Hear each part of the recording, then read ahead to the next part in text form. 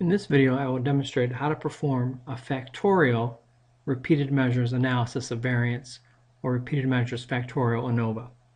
This technique is sometimes referred to as the mixed between within subjects analysis of variance, also referred to as the split plot ANOVA design or the SPANOVA. But all of these terms are synonymous. They all describe the same sort of design. And this design is intended to allow the combination of a between subjects design where we have multiple groups that we wish to compare as far as their effect from a treatment, and then a within groups, within subjects or repeated measures design in which we're measuring someone over multiple exposures or multiple time points. We can use both of those designs separately, but with this technique we can combine these approaches, so that we have one independent variable measuring the between subjects effects or the effects of the group, and then the other being a within subjects variance variable or the repeated measures variable. So perhaps we want to investigate the impact of an intervention on depression levels, which is what we'll do in this case. So what we have here in this data is we have two groups subjects receiving one of two different kinds of treatments, either one-on-one counseling or group counseling. That's our between subjects variable. And then our within subjects variable is the 3 measurement time points. So we might measure the depression level before treatment, at the conclusion of treatment, and then maybe 6 months following conclusion of the treatment. And so our between group variable is the treatment groups, and our within groups variable are the 3 time points. And then our outcome measure is a measure of depression level. Numeric outcome with a higher score indicating a higher level of depression and a lower score indicating a lower level of depression.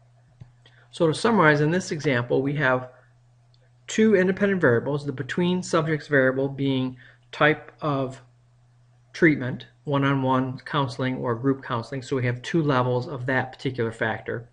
And then our within groups variable is the passage of time, and we have 3 levels or 3 measurement time points for that particular variable, and then we have 1 continuous or numeric outcome variable, dependent variable, which is level of depression. So this technique will allow us to test the main effects of the treatment groups and the time passage, and also allows us to determine if there's an interaction between those 2 variables and to determine if there's statistical significance for each of these effects. Now, the assumptions for this particular technique are the same as it is for standard one-way ANOVA or factorial ANOVA. There is an additional assumption, and that is we need to have a homogeneity of intercorrelations. So for each of the levels of the between subjects variable, the pattern of intercorrelations among the levels of the within subjects variable should be the same. And we test this assumption using a test called Box's M statistic. And we'll talk a little bit more about that when we look at the output. So in order to run this analysis, we go to the Analyze menu, and we're going to go to General Linear Model, and we're going to choose the Repeated Measures option, because again, we have a repeated measures element to this analysis. So the first step we need to do is to name and designate our within subjects factor. The name you can give it is arbitrary. There really is no convention as far as how you should name it, but you should name it in a way that it makes sense relative to what your within subjects variable is. In this case, we're interested in the passage of time, or the effect of the passage of time, so we're going to name our within subject factor time. Now the number of levels, it has 3 levels because we have 3 measurement time points, and again this could vary depending on your design. Once we enter in the number 3, we click the Add button. And so now we see we've created this within subject factor called time with 3 levels. Then we click the Define button. The next thing we need to do is indicate to SPSS which 3 columns of data are matched up with our within subjects variables. And so in this case, order does matter. So depression level 1 was the first measurement taken, depression level 2 is the second, and so on. In some situations it might not matter if you're doing a crossover design, for example, in which the within subjects variable are multiple treatments being experienced by all the subjects. So it's going to depend on your situation. But in this case, we're interested in order, so we're going to move our measurement time points over in order. Okay, so that's our within subjects variable.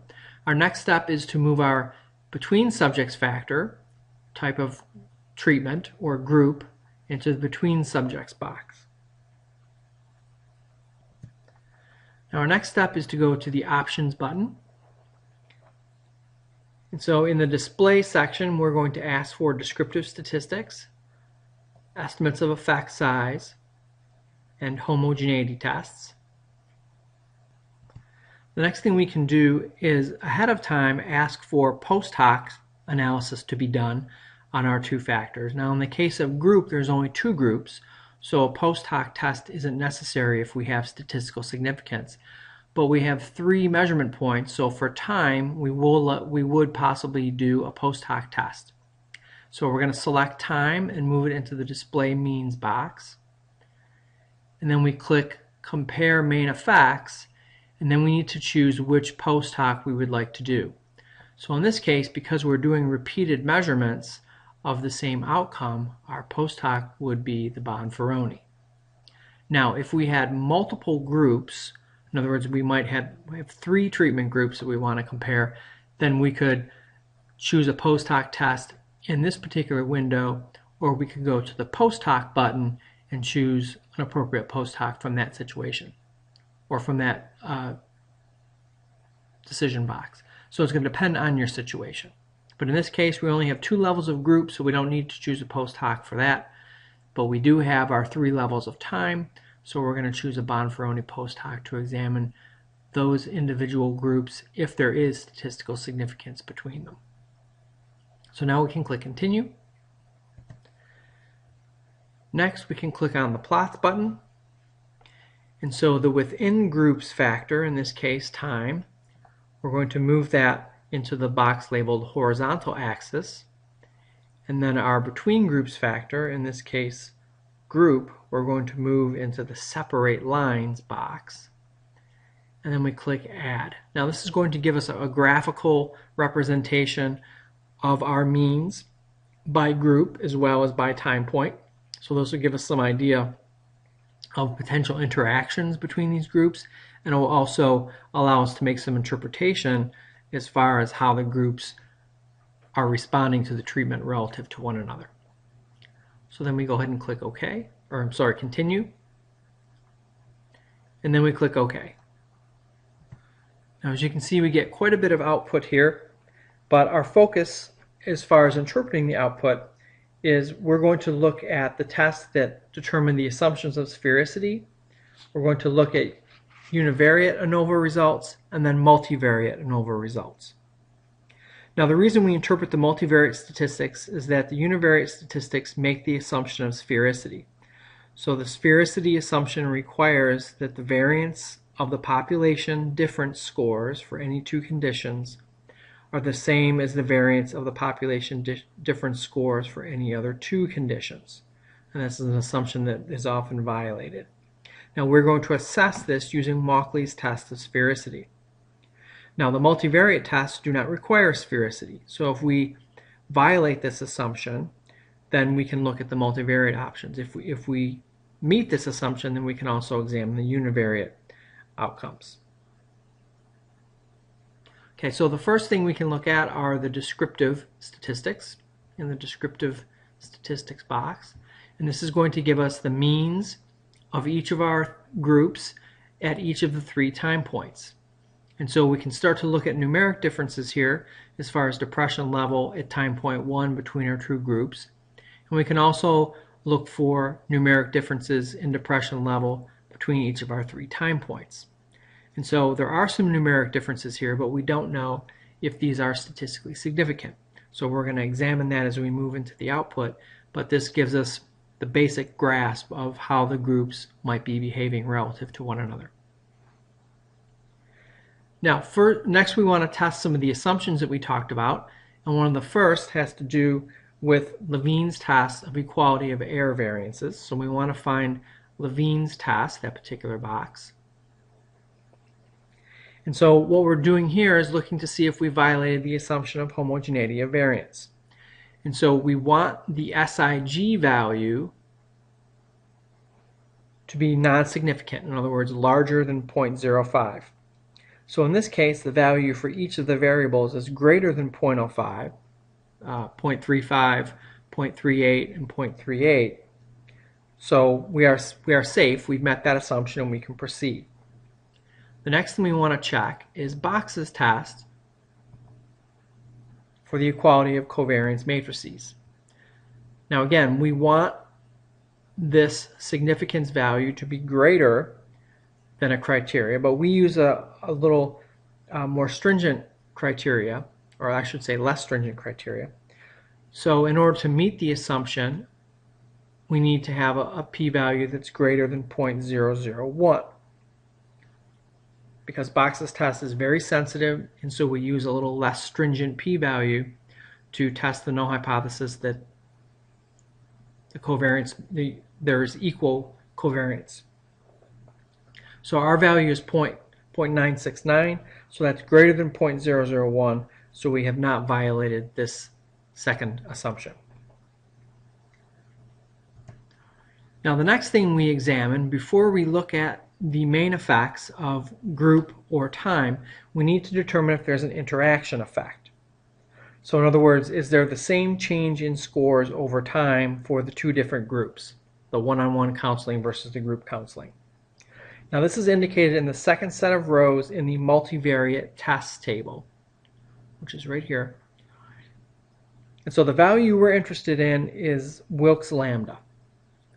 And again, we're looking for the time by group. We're looking for that interaction, and we're looking at the Wilks lambda row. And we're looking for the significance value. So all the multivariate tests yield the same result. However, the most common that we work with is Wilks lambda. If we have a violation of one of the two previous assumptions that we talked about, then we might use Pairwise trace within this table to determine significance of an interaction, but in this case we're going to use Wilks lambda. So the significance value for Wilks lambda for the interaction is 0.15, so that is greater than 0.05. So the interaction effect is not statistically significant. If we would have a significance value less than 0.05, then there would be an significant interaction. And that is somewhat problematic for us in this situation because it does not allow us or does not give us the ability to make accurate conclusions about the main effects individually. So when we have a situation where we have a significant interaction effect, we need to do some additional analysis. And that analysis is called contrasts. And so I will demonstrate how to do contrasts when we have significant interaction in another video, but that is a situation we might run into where we have a significant interaction. But in this situation we do not have a significant interaction, so we can move forward and try and make sense of what the main effects are for each of our independent variables. Now the first main effect we can look at is the main effect for time. Did the scores change in a statistically significant way over our 3 time points? And so we're going to work with the section of the table that's labeled time. And again, we're going to continue to use Wilks lambda.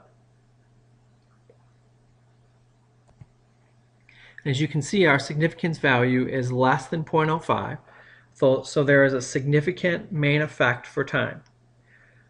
This suggests that there was a definite change in the depression scores across the 3 time points. So the main effect for time was significant.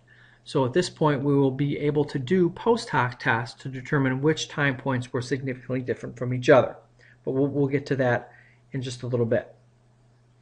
Now another thing we can look at is because we found a statistically significant result for time, we can assess the effect size of this result. And so the value we're interested in is the partial eta squared within this table, just to the right of the significance value. And the value obtained for this particular analysis was 0.663.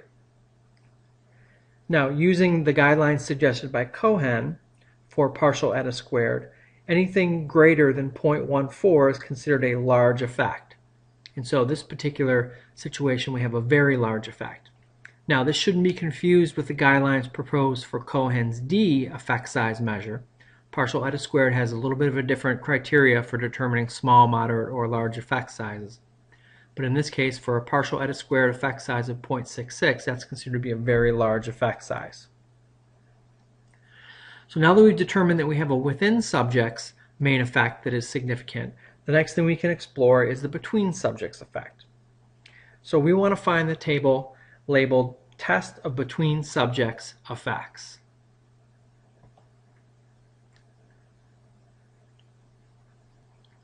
So we're going to read across the row that's labeled Group, and what we're going to do is look at the significance value, the SIG value, and as we can see here, this value is 0.810.